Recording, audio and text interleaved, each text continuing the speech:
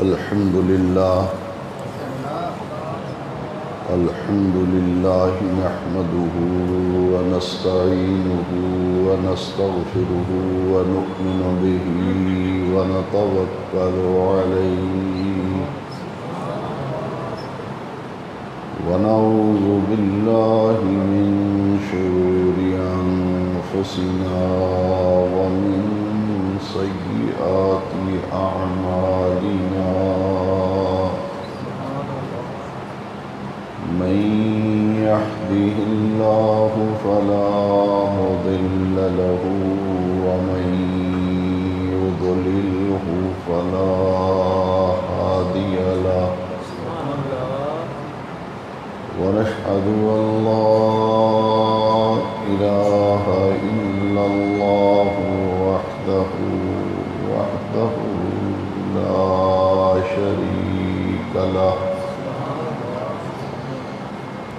ونشهد أن سيدنا ومولانا وملجأنا ومأوانا محمدا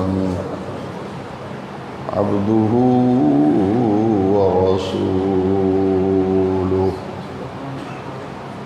صلى الله تعالى عليه وعلى آله وأصحابه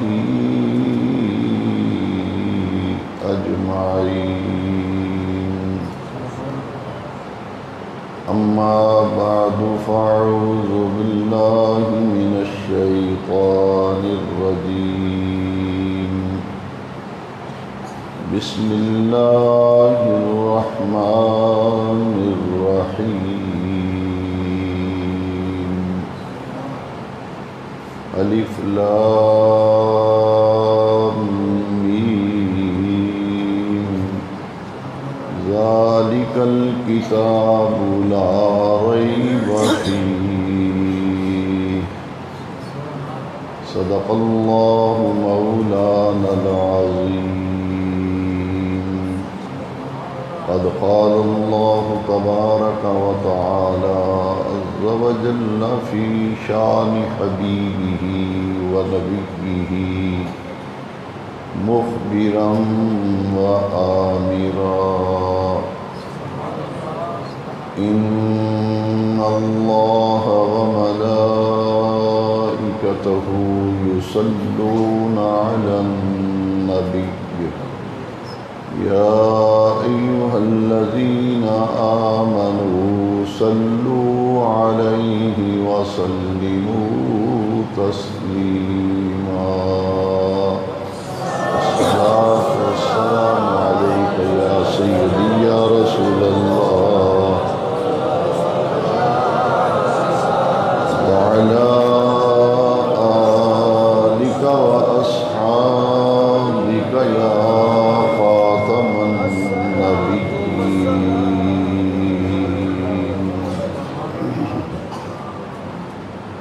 انتہائی عزت و احترام ادب و تعظیم کے لائق حاضرین اجتماع جمعۃ المبارک، رب ذوالجلال کا بے پایاں لطف و کرم اور فضل و احسان ہے کہ آج ہم سب زندگی میں ایک بار پھر ماہ نور و سرور، ماہ رمضان الکریم کے نورانی ماحول میں، رحمت بری گھڑیوں میں، پہلے جمعہ مبارکہ میں حاضری کا شرف حاصل کر رہے ہیں۔ یہ مبارک مہینہ بڑی ہی عظمتوں کا حامل ہے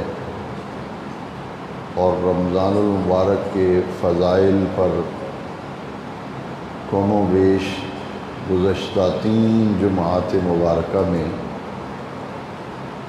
ماہ رمضان المبارک کے حوالے سے ہی گفتگو کی گئی، اور پچھلے خطبات جمعہ میں آپ نے یہ بات سمجھی کہ ماہ رمضان الکریم یہ نزول قرآن کا مہینہ ہے، اور یہ بات بھی پچھلے خطابات میں اچھی طرح سے سمجھ لی کہ روزے کا اور اللہ کے کلام کا آپس میں بڑا ہی گہرا تعلق ہے، بہت گہری نسبت ہے۔ اسی لیے ماہ رمضان شریف میں دن کے وقت روزہ رکھنے کا حکم دیا گیا، اور رمضان شریف کی راتوں میں نماز کے تراویح کی ادائیگی کی ترغیب دی گئی۔ قرآن مجید کے نزول کا مہینہ ہے، اور روزے کا اور اللہ کے کلام کا جو تعلق، نسبت اور معنوی ربط ہے، اس پر گزشتہ 3 جمعات مبارکہ میں سیر حاصل گفتگو کی جا چکی ہے۔ آج اللہ تعالیٰ کی توفیق اور اس کے فضل و کرم سے اس مبارک مہینے کی عظمت کا وہ پہلو جو اللہ رب العزت نے قرآن مجید میں بیان فرمایا، اس پر گفتگو کی جائے گی۔ ارشاد باری تعالی ہے سورہ بقرہ میں، شہر رمضان الذی انزل فیہ القرآن، ماہ رمضان وہ عظمت والا مہینہ ہے جس میں قرآن نازل کیا گیا۔ قرآن مجید یہ آسمانی الہامی کتاب اللہ تعالیٰ کا آخری کلام ہے، جو اللہ رب العزت نے اپنے آخری خاتم النبیین حضور پر نور صلی اللہ علیہ وسلم پر یہ قرآن نازل فرمایا۔ یہ قرآن کتاب ہدایت ہے، اور اس وقت دنیا میں جتنی بھی کتابیں موجود ہیں اور جتنی بھی کتابیں زیر مطالعہ ہیں، پڑھی جا رہی ہیں، قرآن مجید وہ واحد کتاب ہے، وہ پوری دنیا میں سب سے زیادہ پڑھی جانے والی کتاب ہے۔ اس کتاب کا یہ اعجاز ہے کہ ہر مسلمان کے گھر میں کم و بیش قرآن مجید کا نسخہ موجود ہوتا ہے، اور پوری دنیا میں سب سے زیادہ چھپنے والی کتاب بھی قرآن مجید ہے۔ ہم اپنے رب کریم کا شکر ادا کرتے ہیں کہ ہم ایک ایسے ملک کے اندر رہ رہے ہیں جو دین کے نام پر حاصل کیا گیا، اور اسلام کے نام پر پاکستان معرض وجود میں آیا۔ یہ الگ بات ہے کہ پاکستان بنا کے بھی دین تک ہماری رسائی نہ ہوئی، لیکن ہمارے آباء و اجداد نے اگر قربانیاں دے کر پاکستان بنایا تھا تو اس کا ایک مقصد تھا کہ یہاں قرآن کی حکمرانی ہو۔ پچھلے دنوں دکن حیدرآباد انڈیا سے ایک کتاب چھپی ہے جس میں تحریک پاکستان کے حوالے سے حضرت محدث کچھوشوی حضرت پیر سید جماعت علی شاہ صاحب کے حوالے سے اس کتاب میں گفتگو کی گئی ہے۔ تو میں نے اس میں پڑھا کہ قائد اعظم محمد علی جناح نے حضرت پیر جماعت علی شاہ صاحب کو ایک خط لکھا، اور وہ خط انہوں نے اس کا عکس جو ہے فوٹو کاپی اس کی اس کتاب کے اندر چھاپ دی ہے۔ حضرت پیر جماعت علی شاہ صاحب نے، آپ اس وقت دکن حیدرآباد انڈیا میں تھے، اور قائد اعظم محمد علی جناح جو ہے وہ ممبئی میں تھے، تو پیر جماعت علی شاہ صاحب نے انہیں تحفہ بھیجا، ایک بکس جس کے اندر 3 چیزیں تھیں، ایک قرآن مجید، ایک جائے نماز اور ایک تسبیح۔ وہ تحفہ جب قائد اعظم نے وصول کیا تو اس قائد اعظم نے شکریہ کا خط لکھا کہ آپ کا بھیجا ہوا گراں مایا تحفہ مجھے مل گیا ہے، اور جب یہ تحفہ ملا تو میں سمجھ گیا کہ آپ نے مجھے قرآن اس لیے بھجوایا ہے کہ جب پاکستان بن جائے تو پاکستان میں قرآن کا قانون نافذ کیا جائے۔ میں سمجھ گیا ہوں آپ نے قرآن مجھے اس لیے بھیجا ہے، اور آپ نے مجھے مصلی اور جائے نماز اس لیے بھیجی ہے تاکہ میں نماز کے ساتھ رغبت رکھوں اور میری کوئی نماز بھی چھوٹنے نہ پائے۔ آپ نے مجھے نماز کی ترغیب دی ہے، اپنی زبان سے نہیں کہا، مگر تحفہ ایسا بھیجا ہے جس سے میں نے یہ نتیجہ نکالا ہے کہ آپ چاہتے ہیں کہ میں اس وقت قیام پاکستان کے لیے مسلمانوں کی وکالت کر رہا ہوں، لہٰذا میری کوئی نماز جو ہے وہ ضائع نہیں ہونی چاہیے، اور میں آپ سے وعدہ کرتا ہوں کہ میں نمازوں کی پابندی کا پورا خیال رکھا کروں گا۔ اور یہ جو تسبیح آپ نے بھیجی ہے، میں یہ سمجھ گیا ہوں کہ آپ نے اس لیے بھیجی ہے کہ میں اس تسبیح پر کثرت سے پیارے نبی کریم علیہ السلام پر درود شریف پڑھا کروں۔ بات قرآن کی آج کرنی ہے تو معلوم یہ ہوا کہ یہ وطن ہم نے اس لیے لیا تھا کہ یہاں اسلام کی حکمرانی ہو، یہاں قرآن نافذ ہو، وہ تو ہمیں مل نہ سکا، لیکن یہ اللہ کا شکر ادا کیجئے کہ آپ کے گھروں میں قرآن مجید موجود ہے۔ آج سے 75 برس پہلے کی بات ہے کہ روس میں جب کمیونزم کا انقلاب آیا تو انہوں نے جتنے کتب خانے تھے، اسلامی کتب خانے، ان سب کو جلا دیا، اور جہاں جہاں قرآن مجید ملتا تھا اسے دریا میں ڈال دیتے تھے، اور جس گھر سے قرآن ملتا تھا اسے سزا دی جاتی تھی۔ یہ قابل تعزیر جرم تھا قرآن مجید رکھنا روس کے اندر۔ تو روس کے مسلمان 75 برس سے زیادہ عرصہ قرآن کے لیے ترستے رہے، وہ قرآن کی زیارت نہ کر سکے، قرآن دیکھ نہ سکے۔ آج ہمیں نہ دین کی قدر ہے، نہ اسلام کی قدر ہے، نہ قرآن کی قدر ہے۔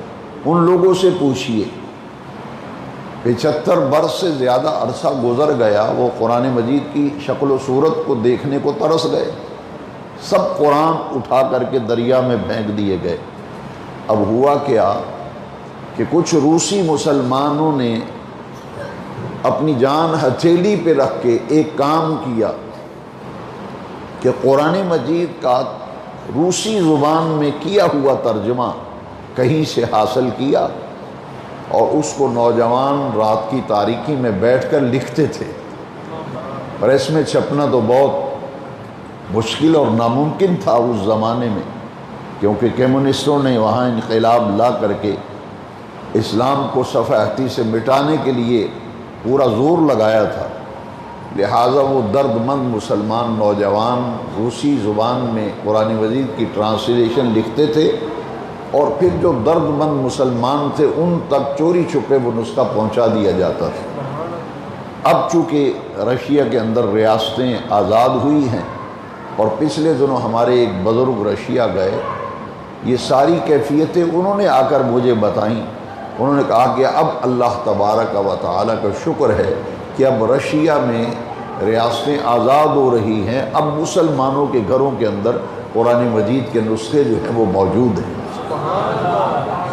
ہم اللہ کا شکر ادا کرتے ہیں، لیکن اس قرآن مجید سے جو مسلمان کا تعلق ہونا چاہیے اس پر میں گفتگو کرنا چاہتا ہوں۔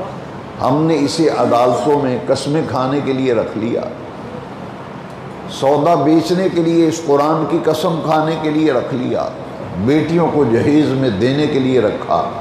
یہ بڑی مبارک شے ہے، اور پہلے زمانے میں تو یہ تھا، جو پرانے بزرگ ہیں زیادہ عمر کے اس مجمع میں بیٹھے ہوئے ہیں وہ جانتے ہیں کہ مسلمانوں کے دل میں قرآن مجید کا کس قدر احترام تھا، کس قدر اس کی عزت و آبرو دلوں کے اندر تھی۔ جب بیٹی کا جہیز کا سامان خریدنا شروع کیا جاتا تھا تو سب سے پہلے قرآن مجید کا نسخہ مہیا کیا جاتا تھا۔ اب سارا سامان لے لیا جاتا ہے، لیکن آخر میں جب رخصتی کا وقت آتا ہے تو کہتے ہیں یار وہ ایک کام رہ گیا ہے، قرآن مجید نہیں لے سکے۔ اب یہ حال ہو گیا، لیکن وہ بھی جو معاملہ تھا اس لیے تھا کہ سب سے پہلے قرآن مجید مہیا کیا جائے، باقی جہیز کا سامان بعد میں، تاکہ بیٹی کی رخصتی کا جب سامان تیار کیا جا رہا ہو تو اس میں قرآن مجید کی برکتیں شامل ہو جائیں۔ میں ایک شعر آپ کی خدمت میں پیش کر کے، یہ مجھے نہیں پتا کس کا لکھا ہوا ہے، لیکن بات اس نے صحیح کی ہے۔ وہ زمانے میں معزز تھے مسلمان ہو کر، ہم خوار ہوئے تارک قرآن ہو کر۔ درس قرآن گر ہم نے بھلایا نہ ہوتا، یہ زمانہ زمانے نے ہمیں دکھایا نہ ہوتا۔ آج کے اجتماعی آپ جانتے ہیں کہ 32 سال سے اس محراب و منبر سے قرآن و حدیث کے سوا کچھ بیان نہیں کیا جاتا۔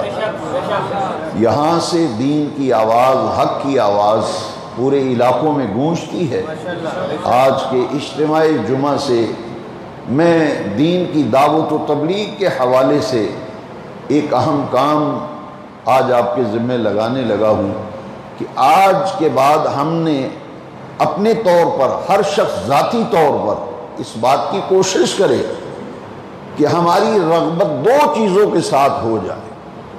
آج جب جمعے کی نماز پڑھ کے آپ اپنے گھروں کو لوٹیں اور کوئی آپ سے پوچھے کہ آپ نے کیا آج سنا، آج کیا واعظ ہوا، کیا خطاب ہوا، تو آپ جانتے ہیں کہ میں تو مدلل گفتگو کرتا ہوں اور یہ بات کہنا چاہوں گا کہ 2 چیزوں کی وجہ سے ہمیں زوال آ رہا ہے۔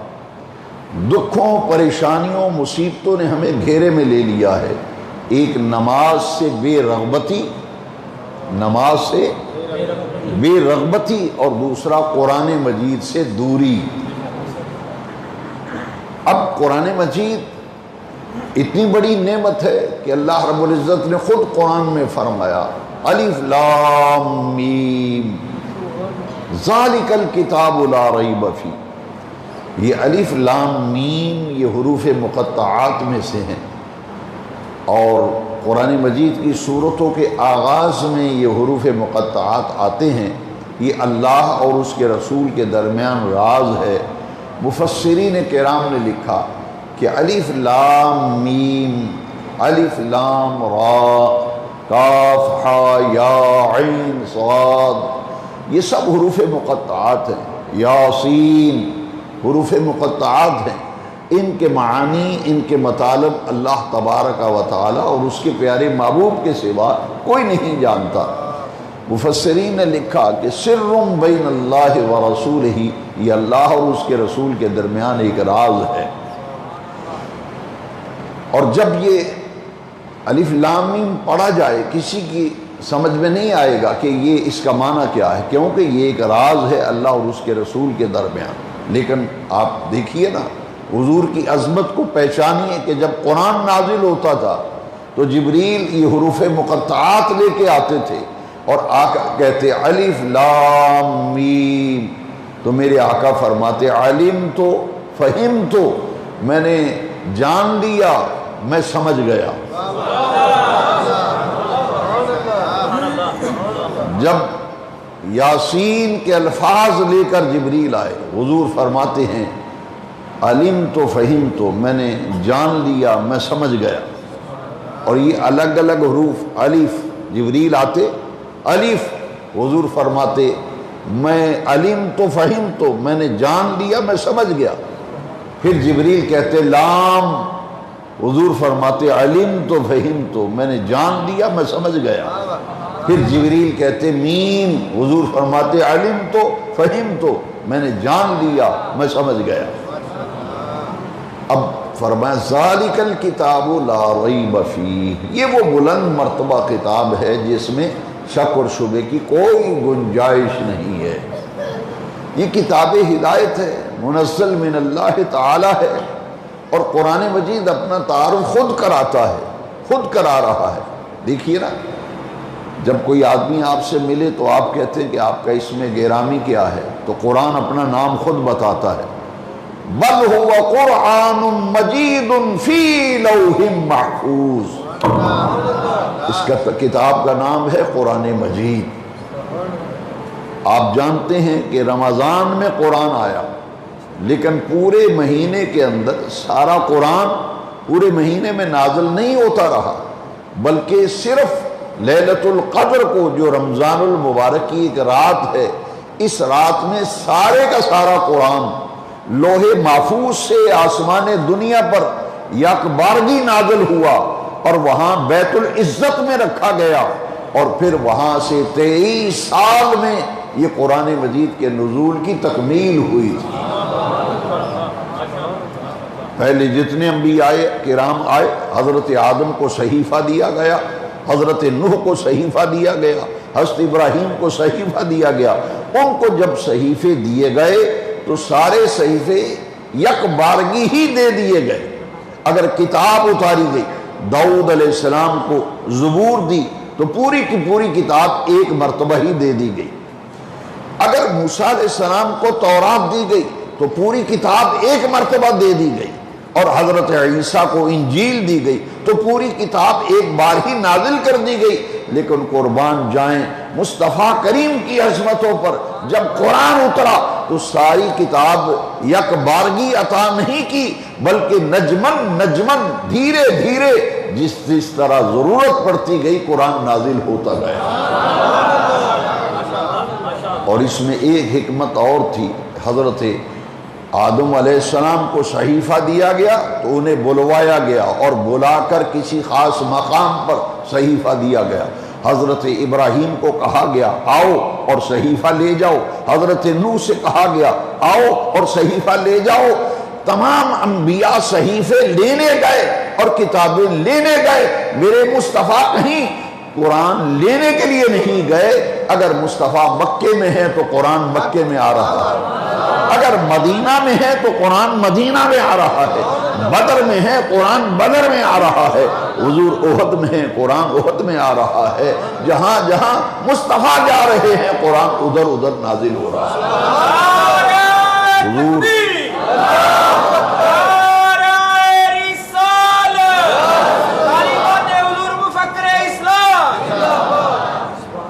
قرآن اور صاحب قرآن کی عزتوں کو سمجھنا ہے۔ پورے کا پورا قرآن 23 سال کی مدت میں حضور کے قلب منیب پر نازل ہوا۔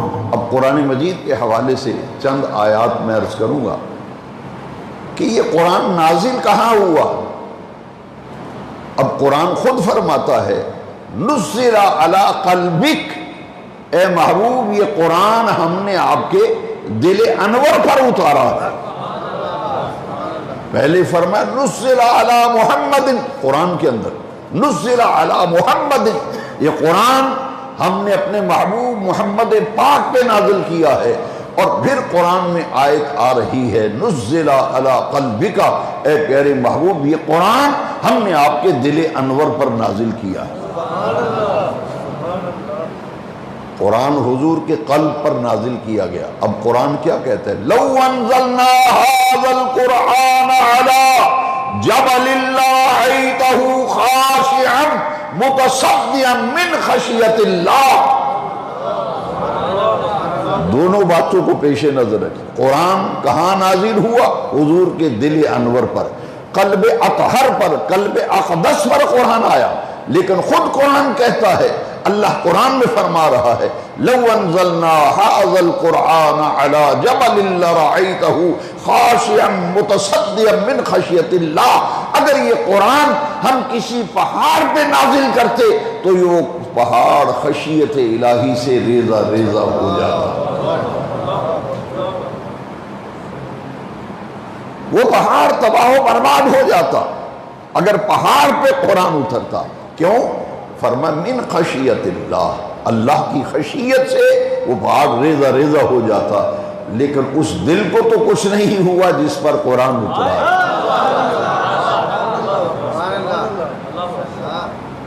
فرمایا کہ وہاں فمن خشیت الہی سے ریزہ ریزہ ہو جاتا، لیکن مصطفیٰ کے دل انور کو کچھ نہیں ہوا، اس لیے کہ محبوب کے قلب انور پر شان محبوبی کا غلبہ ہے۔ یہ قرآن، اسے فرمایا گیا ھدی للمتقین، جو قرآن کی ہدایت کا متلاشی ہوگا، یہ ہے اس کا اصل مفہوم، ھدی للمتقین، جو قرآن کی ہدایت پانا چاہے گا، جب وہ رجوع کرے گا قرآن کی طرف تو قرآن کی ہدایت اس کے قلب کے اندر اتر جائے گی۔ اب ایک حدیث شریف میں آپ کو عرض کرنا چاہتا ہوں تاکہ مختصر وقت میں اپنے مضمون کی تکمیل کروں۔ یہ قرآن مجید کی اتنی عظمتیں ہیں کہ اللہ رب العزت کے پیارے محبوب فرماتے ہیں ان اللہ تعالی یرفع بہذا الکتاب اقواما ویدع بہ آخرین۔ اس قرآن مجید کے ساتھ استمساک، اس قرآن مجید کے ساتھ اعتصام، اس قرآن مجید کے ساتھ نسبت اور تعلق کے بدولت اللہ تبارک و تعالی بہت سی قوموں کو عروج، ترقی اور کمال عطا فرمائے گا، اور اسی قرآن مجید کو ترک کرنے کی وجہ سے بہت سی قوموں کو اللہ تبارک و تعالی ذلت کی پستیوں میں گرا دے گا۔ قرآن سے جو تعلق قائم کرتا ہے یہ اسے عروج دیتا ہے، یہ اسے ترقی اور کمال تک پہنچاتا ہے، اور جو قرآن مجید کو چھوڑتا ہے، اسے ترک کرتا ہے، پھر وہ ذلت کی پستیوں میں گرتا ہے۔ ڈاکٹر اقبال نے اسی طرف اشارہ کیا ہے، اسی حدیث کا مفہوم علامہ اقبال نے بیان کیا ہے اپنے کلام کے اندر۔ وہ کہتے ہیں خار اس مہجور یہ قرآن شدی، خار اس مہجور یہ قرآن شدی، شکوہ سنجے گردش دوران شدی۔ اقبال کہتے ہیں جو ذلیل اور رسوا آج ہو رہے ہیں یہ قرآن مجید کو چھوڑنے اور ترک کرنے کی وجہ سے۔ قرآن مجید کو چھوڑنے اور اس کو ترک کرنے کی بدولت آج ہم ذلیل و رسوا ہو رہے ہیں، اور کہتے کیا ہے کہ ہمارے دن اچھے نہیں رہے۔ اقبال کہتے ہیں دن اچھوں والی بات نہیں، بلکہ اصل معاملہ یہ ہے اور امر واقعہ یہ ہے کہ قرآن مجید کو چھوڑ دیا، اس کی تلاوت کو چھوڑ دیا، اس میں غور و فکر چھوڑ دیا۔ اب اس میں دو چیزیں ہیں، ایک ہے تلاوت قرآن، ایک ہے تلاوت قرآن، اور تلاوت قرآن کتنی عرفہ و اعلیٰ شے ہے۔ حضور نے فرمایا جس نے پڑھا نا الف لام میم، الف پڑھا اللہ تبارک و تعالی ہر حرف کے بدلے میں اسے 10 نیکیاں عطا فرماتا ہے۔ الف پڑھا 10 نیکیاں، لام پڑھا 10 نیکیاں، میم پڑھا اور 10 نیکیاں۔ لیکن ملا علی قاری نے یہاں بڑی پیاری بات لکھی، آپ فرماتے ہیں کہ الف لام اور میم تینوں کو جب الگ الگ لکھیں گے تو الف لکھیں گے تو الف پہلے آئے گا، پھر لام، پھر فے، الف، یہ 30 حرف ہو گئے۔ پھر فرمایا آگے ہے لام، اور لام کو جب حروف میں لکھیں گے تو لام، الف اور پھر میم، یہ 3 حرف ہو گئے۔ میم کو لکھیں گے تو میم، یا اور پھر میم، 3 حرف وہ ہو گئے۔ تو ملا علی قاری نے عمدۃ القاری میں لکھا کہ الف لام میم پڑھنے سے گویا کہ 90 نیکیاں نامہ اعمال میں لکھی جاتی ہیں۔ آج گھروں کے اندر قرآن پڑھا ہوا ہے مگر کبھی پڑھا نہیں جاتا، پڑھا ہوا ہے مگر پڑھا نہیں جاتا۔ لیکن اللہ رب العزت نے اپنے محبوب سے کیا فرمایا؟ دیکھیے تلاوت قرآن، اتلو ما اوحی الیک من الکتاب، 21ویں پارے کے آغاز میں دیکھیں اللہ رب العزت نے فرمایا اے محبوب یہ کتاب جو نازل کی گئی ہے قرآن، اس کی تلاوت کیا کیجئے۔ اور جب قرآن مجید کی لذتوں کو حاصل کرنے کا معاملہ آیا تو قرآن نے کیا ترغیب دی؟ اپنے محبوب سے فرمایا وَرَتِّلِ الْقُرْآنَ تَرْتِيلًا، وَرَتِّلِ الْقُرْآنَ تَرْتِيلًا۔ اے محبوب جب ساری دنیا سو جائے محبوب اٹھا کرو اور مصلی پہ کھڑے ہو کے قرآن سنایا کرو، قرآن سنایا کرو۔ وَرَتِّلِ الْقُرْآنَ تَرْتِيلًا۔ اگر قرآن ابو بکر سن کے خوش ہو رہا ہے، عمر قرآن سن کے خوش ہو رہا ہے، تو عرش والا رب فرماتا ہے وَرَتِّلِ الْقُرْآنَ تَرْتِيلًا، محبوب ساری دنیا سوئی ہوئی ہو، آپ اٹھا کرو اور قرآن سنایا کرو، ترتیل سے قرآن پڑھا کرو۔ پتہ یہ چلا ادھر مصطفیٰ مدینے میں قرآن پڑھ رہے ہیں، عرش والا رب وہاں خوش ہو رہا ہے۔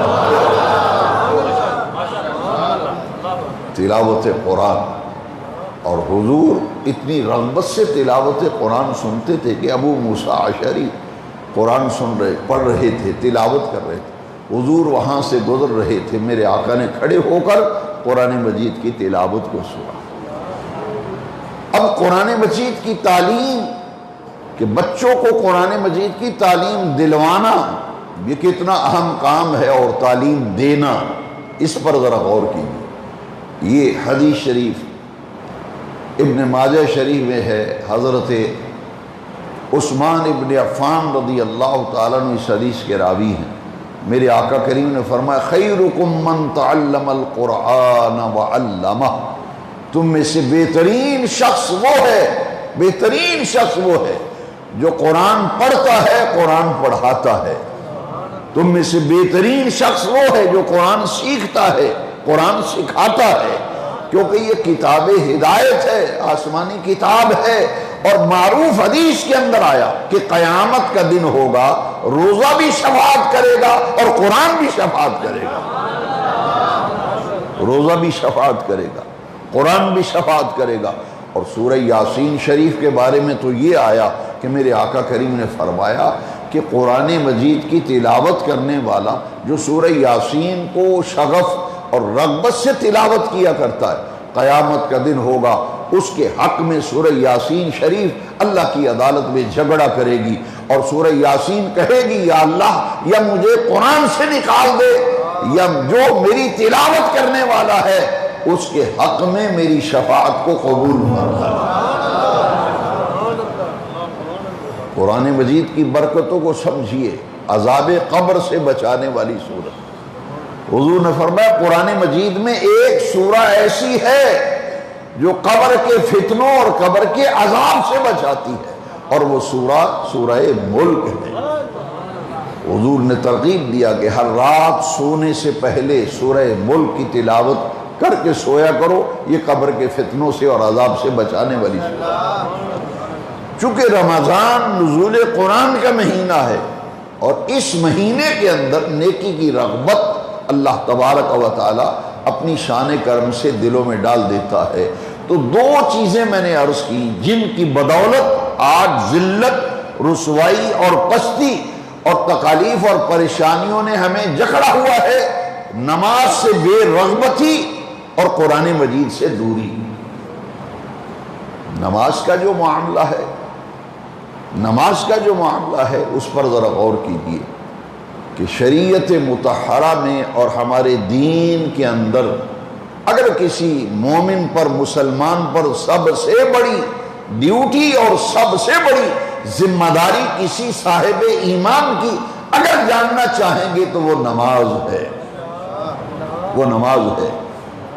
اور دیکھیے نماز بھی اللہ کا ذکر ہے اور قرآن بھی اللہ کا ذکر ہے۔ میں قرآن سے عرض کرتا ہوں، نماز کا جہاں حکم دیا تو فرمایا اقم الصلاۃ لذکری، میرے ذکر کے لیے نماز صحیح ادا کیا کرو۔ اور جب قرآن کی باری آئی تو یہاں قرآن کو بھی ذکر فرمایا، قرآن میں نماز کو بھی ذکر کہا گیا، قرآن میں قرآن کو بھی ذکر کہا گیا۔ اِنَّا نَحْنُ نَزَّلْنَا الذِّكْرَ وَإِنَّا لَهُ لَحَافِظُونَ، ہم نے ذکر کو، قرآن مجید کو نازل کیا اور ہم ہی اس کی حفاظت کریں گے۔ نماز بھی اللہ کا ذکر، قرآن بھی اللہ کا ذکر۔ اب مومن کی شان کیا ہے ذرا غور سے سن لیجئے، مومن کی شان کیا ہے؟ قرآن بھی اللہ کا ذکر، نماز بھی اللہ کا ذکر، اور اللہ قرآن میں فرماتا ہے فَاذْكُرُونِي اذکرکم، تم میرا ذکر کرو میں تمہارا ذکر کروں۔ حضرت معاذ رضی اللہ تعالیٰ عنہ نے ذکر کی کیا اہمیت ہے۔ یہ پورا مہینہ ذکر کا مہینہ ہے، غفلت میں اگر گزر گیا تو بڑی محرومی ہوگی۔ حضرت معاذ نے حضور سے عرض کیا تھا، حضور مجھے کوئی نصیحت فرمائیے۔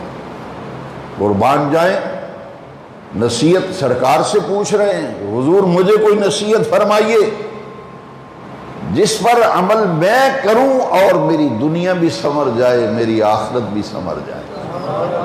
حضور نے اشارہ فرما دیا، اس حدیث کے اندر دنیا اور آخرت کی کامیابیوں کی ضمانت اللہ کا ذکر ہے۔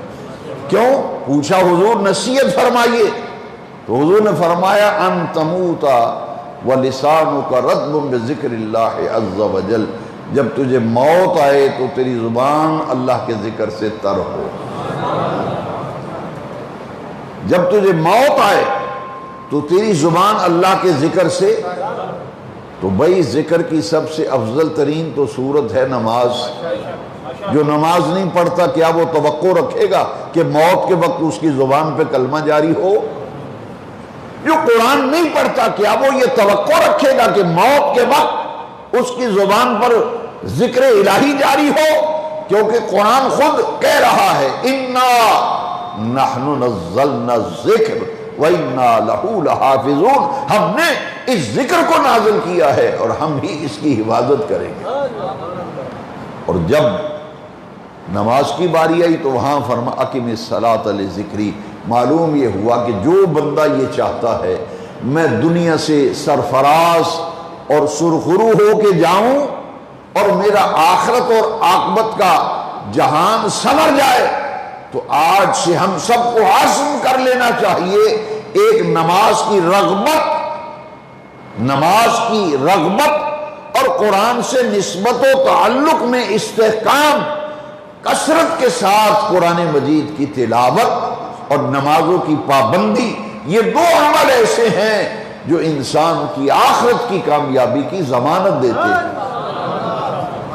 بھئی ایک مہینے کے لیے تو ایسا کرو کہ کوئی نماز بھی جماعت کے بغیر نہ ہو۔ یہ رمضان شریف کے ایک مہینے میں مشق کرو کہ کوئی نماز بھی جماعت کے بغیر نہ ہو، کیونکہ اقیم الصلاۃ وآتوا الزکوٰۃ صحیح ادا کیا کرو نماز۔ اور نماز کیا پڑھے؟ ورکعوا مع الراکعین، جھکنے والوں کے ساتھ جھکو، رکوع کرنے والوں کے ساتھ رکوع کرو۔ باجماعت نماز پڑھنا، یہ مسئلہ سمجھ لیں، نماز پڑھنا فرض ہے لیکن باجماعت نماز پڑھنا واجب ہے۔ اگر واجب رہ جائے تو آدمی گناہگار ہوتا ہے، واجب رہ جائے آدمی گناہگار ہوتا ہے۔ نماز فرض ہے اور باجماعت نماز پڑھنا واجب ہے۔ اب اگر کسی عذر کی وجہ سے جماعت رہ جائے تو وہ عند اللہ معاف ہے، لیکن نماز پڑھے جماعت اس کی رہ گئی ہے کسی عذر کی وجہ سے تو وہ پھر گناہگار نہیں ہوگا، کیونکہ اس میں شرعی عذر اگر آ جائے۔ اگر عذر بھی کوئی نہیں، آدمی کے پاس وقت بھی ہے، باجماعت نماز پڑھ سکتا ہے، جان بوجھ کر سستی، غفلت اور لاپرواہی کر کے جماعت سے نہیں ملا تو گویا اس نے ایک واجب کو ترک کیا، اور واجب کو ترک کرنے کی وجہ سے بندہ گناہگار ہوتا ہے۔ تو نماز کی رغبت اور قرآن مجید سے نسبت و تعلق، اس کی تلاوت کا ذوق اور شوق کہ جیسے جیسے قرآن پڑھتا جائے گا ہر حرف کے بدلے 10 نیکیاں پاتا جائے گا، جیسے جیسے قرآن پڑھتا جائے گا رحمت بھی پاتا جائے گا، شفا بھی پاتا جائے گا۔ قرآن پڑھنے سے رحمت بھی ملتی ہے، قرآن پڑھنے سے شفا بھی ملتی ہے۔ خود قرآن کہہ رہا ہے، سنیے قرآن کی آیت وَنُنَزِّلُ مِنَ الْقُرْآنِ مَا هُوَ شِفَاءٌ وَرَحْمَةٌ لِّلْمُؤْمِنِينَ، قرآن ایمان والوں کے لیے شفا ہے، قرآن ایمان والوں کے لیے رحمت ہے۔ تو پتہ یہ چلا جب بندہ قرآن پڑھتا ہے اللہ کی رحمت بھی ملتی ہے اور قرآن پڑھنے سے بندے کو شفا بھی ملتی ہے۔ قرآن کی آیت ہے۔ اب دوسری آیت سن لے، اللہ تعالیٰ نے قرآن میں فرمایا فَإِذَا قُرِئَ الْقُرْآنُ فَاسْتَمِعُوا لَهُ وَأَنصِتُوا لَعَلَّكُمْ تُرْحَمُونَ۔ دیکھیے یہاں بھی وضاحت آ گئی، جب اللہ کا قرآن پڑھا جائے، اِذَا قُرِئَ الْقُرْآنُ، خود قرآن کہہ رہا ہے جب اللہ کا قرآن پڑھا جائے فاستمعوا لہ، تو کان لگا کر متوجہ ہو کر پوری انہماک کے ساتھ تلاوت قرآن کو سنو، وانصتوا، اور چپ ہو جاؤ، لعلکم ترحمون، اس امید پر کہ تم پر اللہ کی رحمتیں نازل کی جائیں۔ قرآن مجید کی 2 آیتوں سے یہ مضمون واضح ہو گیا کہ جیسے جیسے قرآن کی تلاوت کی جائے گی اللہ کی رحمتیں بندے کے اوپر سایہ کرتی ہیں، وہ رحمت ربانی کا مستحق ٹھہرتا ہے، اور جیسے جیسے قرآن پڑھتا جاتا ہے اسے شفا ملتی جاتی ہے۔ تو قرآن یہ باعث اجر و ثواب ہے۔ اور اس کا دوسرا پہلو جس پر میں آپ سب کی توجہ چاہوں گا، یہ قرآن میں سے ہی عرض کر رہا ہوں، قرآنی آیات ہی پیش کر رہا ہوں۔ ایک ہے اس کی تلاوت پڑھ کے شفا پانا، تلاوت کر کے قرآن کی رحمت پانا۔ اب اگلا دیکھیے، ہدایت پانے کے لیے، اپنی زندگی کو سنوارنے کے لیے رہنمائی اور ہدایت کا پہلو وہ قرآن کیا کہہ رہا ہے، یہ بات غور سے سننے والی ہے۔ قرآن خود کہہ رہا ہے افلا یتدبرون القرآن، اس پہلو پر متوجہ ہونے کی ضرورت ہے۔ میں نہیں کہتا، میرا رب کہتا ہے قرآن میں، افلا یتدبرون القرآن، تمہیں کیا ہو گیا ہے، تمہیں کیا ہو گیا ہے، تم قرآن مجید میں غور و فکر کیوں نہیں کرتے؟ افلا یتدبرون القرآن، اللہ قرآن میں فرما رہا ہے تمہیں کیا ہو گیا ہے، تم قرآن میں غور و فکر کیوں نہیں کرتے؟ ایک ہے قرآن مجید کی تلاوت اور ایک ہے قرآن مجید میں غور و فکر۔ حضرت عبداللہ ابن عباس رضی اللہ تعالیٰ عنہ، میرے آقا کریم نے ان کو سینے سے لگایا، یہ حضور کے چچا زاد بھائی ہیں حضرت عبداللہ ابن عباس رضی اللہ تعالیٰ عنہ۔ وہ جب آئے تو میرے آقا کریم نے انہیں اپنے سینے سے لگایا، سینے سے لگا کر میرے آقا کریم نے انہیں ایک دعا دی۔ حضور دعا دیتے ہیں اپنے چچا زاد بھائی حضرت عبداللہ ابن عباس کو سینے سے لگا کر، میرے آقا نے دعا فرمائی، یا اللہ اس کو قرآن کا فہم عطا فرما، اس کو قرآن کا فہم، قرآن کا علم اس کے سینے کو روشن کر دے۔ جب حضور نے دعا فرمائی، حضرت عبداللہ ابن عباس فرماتے ہیں میرے لیے قرآن مجید کے حقائق، قرآن مجید کی تعلیم اور اس کی ہدایت میرے لیے متشرح ہو گئی، اور میں قرآن کے جس لفظ پہ غور کرتا تھا اور قرآن کی حقیقت اور ہدایت کا نور فوراً میری سمجھ میں آ جاتا تھا۔ اسی لیے آپ نے فرمایا کہ میرے اونٹ کے گلے کی رسی اگر گم ہو جائے میں کسی اور جگہ نہیں تلاش کروں گا، میں قرآن سے تلاش کر لوں گا۔ قرآن کا فہم، قرآن مجید کا علم حضرت عبداللہ ابن عباس کو محض حضور کی دعا سے عطا کیا گیا۔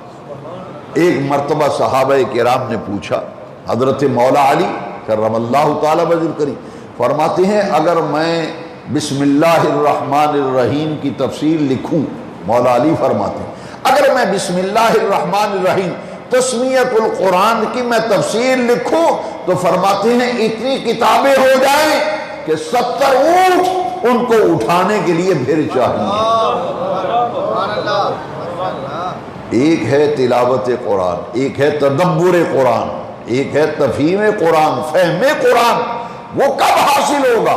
وہ اللہ تعالیٰ سے توفیق مانگو، رات کو اکیلے قرآن کھول کے بیٹھو، جب دنیا سو رہی ہو تو قرآن کھول کر اپنے رب کی بارگاہ میں عرض کرو، یا اللہ اس وقت کوئی قاضی پاس نہیں، کوئی معلم نہیں، کوئی مقری نہیں جو مجھے قرآن کی تعلیم دے، تو دل سے دل ہی میں بات کرنے پر قادر ہے، قرآن میں پڑھتا جاتا ہوں، اس کی ہدایت میرے دل میں اتارتا جا۔ قرآن اپنے راز خود منکشف کرتا ہے، مگر ان رازوں کو کوئی پانے والا تو ہونا۔ حضرت عبداللہ ابن عباس فرماتے میری رسی گم ہو جائے اونٹ کی تو میں قرآن سے تلاش کروں گا، ہے جی، ایک مرتبہ صحابہ کرام نے پوچھا کہ آپ کو یہ قرآن مجید کا علم کا اعلیٰ ترین درجہ یہ کیسے حاصل ہو گیا؟ آپ قرآن مجید کی تفسیر کا علم پوری امت میں، یہ بات نوٹ کر لیجیے، پوری امت مسلمہ میں قرآن مجید کی تفسیر کا سب سے بڑا عالم، جن کو قرآن مجید کی تفسیر کا سب سے زیادہ پوری امت میں علم دیا گیا، ان کا نام حضرت عبداللہ ابن عباس ہے رضی اللہ عنہ۔ ان کو سید المفسرین کہا گیا۔ صحابہ بیٹھے ہوئے تھے، انہوں نے فرمایا کہ یہ تفسیر کا علم آپ نے کس سے پڑھا ہے؟ کالج کوئی ہے نہیں، یونیورسٹی کوئی ہے نہیں، مکتب کوئی ہے نہیں، مدرسہ کوئی ہے نہیں، کہاں سے پڑھا؟ یہ تفسیر کا علم کس ادارے میں پڑھا؟ کس استاد سے پڑھا؟ حضرت عبداللہ ابن عباس نے فرمایا ایک دن نہ کسی مکتب میں گیا نہ کسی مدرسے میں گیا، بلکہ آقا کریم نے مجھے سینے سے لگا کر مجھے جو دعا دی تھی اس دعا کا یہ فیضان ہے کہ پورے قرآن کی تفسیر کا علم اللہ نے میرے سینے میں جمع کروا دیا۔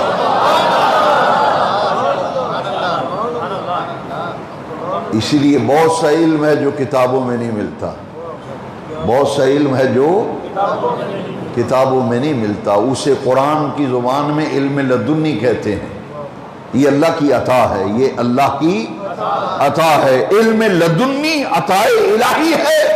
اب قرآن کا علم حضرت عبداللہ ابن عباس کو دیا گیا، اور حدیث کا علم پوری امت میں سب سے زیادہ جس صحابی کو عطا کیا گیا، پوری امت کے مفسرین کا سردار عبداللہ ابن عباس اور پوری امت کے محدثین کا امام حضرت عبداللہ ابن مسعود ہے رضی اللہ تعالیٰ عنہ۔ اسی طرح عبداللہ ابن مسعود سے کسی نے پوچھا کہ یہ حدیث کے علم کے اسرار و رموز، اس کا فہم، اس کا ادراک، اس کا شعور، اس کا تدبر آپ کو کیسے حاصل ہوا؟ فرمایا کسی کالج میں نہیں گیا، کسی یونیورسٹی میں نہیں گیا، کسی تعلیمی ادارے میں نہیں گیا، کسی مکتب و مدرسے میں نہیں پڑھا، فقط میں نے ایک ڈیوٹی دی، جس ڈیوٹی کی بدولت حدیث کا علم اللہ نے مجھے دیا۔ وہ کیا تھی؟ میں نبی کریم علیہ السلام کے نالین مبارک حضور کے ساتھ جاتا، حضور کسی محفل میں تشریف لے جاتے اور جب نالین شریف اتارتے میں حضور کے نالین پاک اتار کر اپنے سینے کے ساتھ لگا کر بیٹھا رہتا تھا، اور جب سرکار محفل سے واپسی تشریف لانے کے لیے آپ اٹھتے تو میں آقا کریم کو نالین پیش کیا کرتا تھا۔ محض اپنے پیارے آقا کے نالین پاک اٹھانے کی بدولت اللہ نے مجھے حدیث کا فہم، شعور، ادراک اور تدبر اللہ نے مجھے عطا فرما دیا۔ تمنا درد دل کی ہو تو کر خدمت فقیروں کی، نہیں ملتا یہ گوہر بادشاہوں کے قدیم، علم لدنی عطا الہی ہے۔ اب قرآن کی تلاوت اور قرآن میں غور و فکر، تدبر قرآن، اس کی قرآن خود کہتا ہے کہ تمہیں کیا ہو گیا ہے، افلا یتفکرون القرآن، تمہیں کیا ہو گیا ہے، قرآن میں غور و فکر کیوں نہیں کرتے؟ اب جیسے جیسے قرآن پڑھتا جاتا ہے بندہ، قرآن کے انوار اترتے چلے جاتے ہیں، اور یاد رکھیے جہاں قرآن مجید کے ظاہری فیض و برکات ہیں وہاں باطنی فیض و برکات ہیں، وہاں باطنی فیض و برکات۔ قیامت کا دن ہوگا، حدیث شریف ہے، قیامت کا دن ہوگا، اللہ تبارک و تعالی حضرت جبریل سے فرمائے گا جبریل جاؤ اس میدان معشر میں رغبت اور شغف کے ساتھ جو دنیا میں قرآن مجید کی تلاوت کیا کرتا تھا اسے لے آؤ، اسے لے آؤ۔ اور حدیث شریف میں ہے کہ رحمان کے سامنے قرآن تلاوت کرنے والوں کی صفیں لگ جائیں گی، سب بندی ہو جائے گی، اللہ تبارک و تعالیٰ نے حکم دے گا کہ میدان معاشر میں تلاوت کرو۔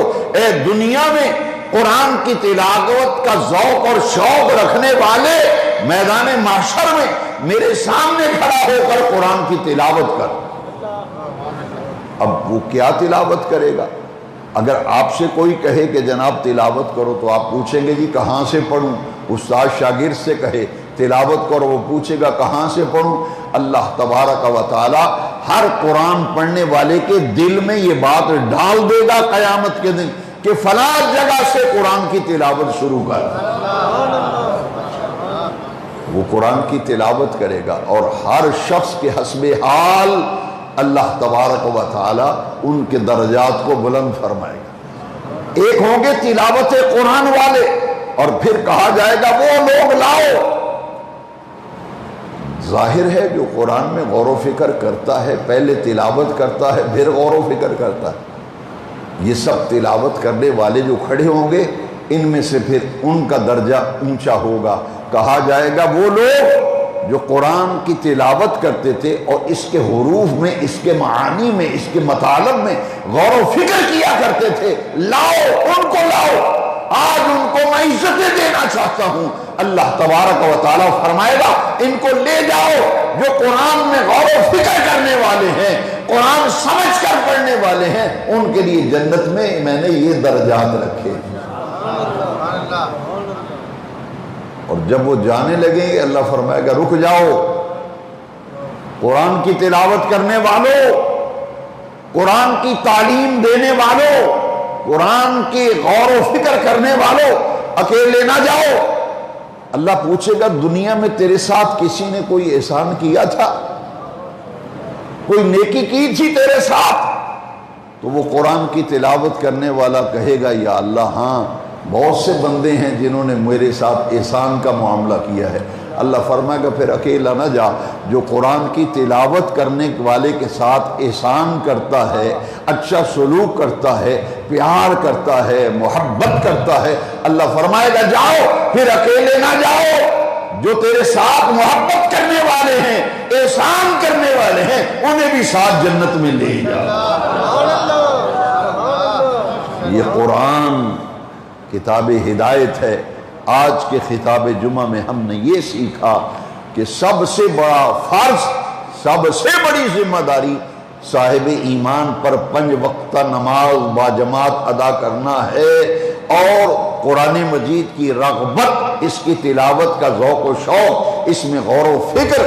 نزول قرآن کا مہینہ رمضان ہے، اللہ تبارک و تعالی سے دعا ہے کہ اس ایک مہینے میں قرآن کی تلاوت اور نماز کی رغبت و ذوق و شوق اللہ ہمارے دلوں میں ڈال دے، اور اس نزول قرآن کے مہینے میں ہم قرآن سے محبت کرنے لگیں، قرآن کی تلاوت کرنے لگیں، قرآن کی تعلیم میں ہاتھ بٹانے لگیں، تاکہ نور قرآن پوری دنیا میں پھیلے۔ وآخر دعوانا ان الحمد للہ۔